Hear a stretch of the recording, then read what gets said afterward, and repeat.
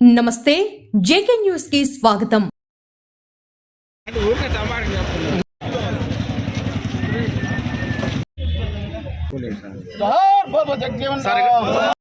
పురుగుల రామకృష్ణ సార్ గారి ఆధ్వర్యంలో ఈ కార్యక్రమాన్ని ఘనంగా చేసుకోవడం సంతోషదాయంగా భావిస్తూ ఉన్నాం.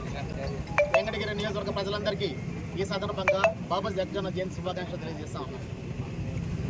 బాబాసాహెబ్ అంబేద్కర్ యొక్క ఆశయాలను అమలుపరిచినటువంటి భారతదేశంలో ప్రథమ వెంకటగిరి పట్టణంలో ఒక బాబా జగజ్జీవన్ కాంస్య విగ్రహం కానీ అంబేద్కర్ యొక్క కాంస్య విగ్రహాలు లేవు. ఈ ఉమ్మడి నెల్లూరు జిల్లాలో వెంకటగిరి ఎస్సీ జనాభా ఉన్న అత్యధిక 3వ నియోజకవర్గంగా ఎమ్మెల్యే గారికి మరొకసారి గుర్తు చేస్తూ ఉన్నాం.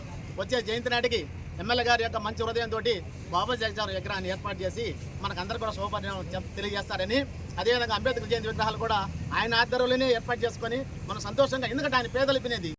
బాబు జగజ్జీవన్ రావు 116వ జయంతి జరుపుకోవడం చాలా సంతోషంగా ఉంది.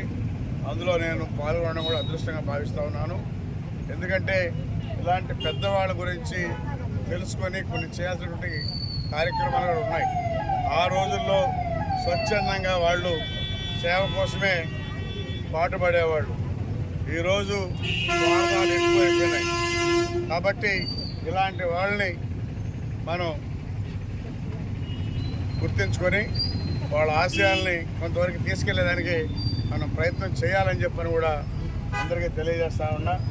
ఈ జగజ్జీవన్ జయంతిలో పాల్గొనడం చాలా అదృష్టం.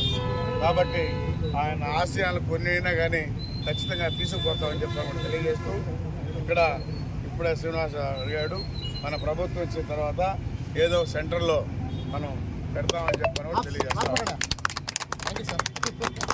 జగజ్జీవన్ రావు గారి మా తమ్ముళ్ళు అందరూ ఏర్పాటు చేసి దాంట్లో పాల్గొనటం, అదేవిధంగా పురుగుల రామకృష్ణ గారితో పాల్గొనటం నిజంగా పూర్వజన్మ సత్ఫలంగా నేను భావిస్తున్నాను. ఎందుకంటే ఒక మేధావి 1908లో బీహార్ రాష్ట్రంలో పుట్టిన దేశంలో గర్వించదగ్గ మేధావిలో బాబు జగజ్జీవన్ రావు గారు ఒకరు.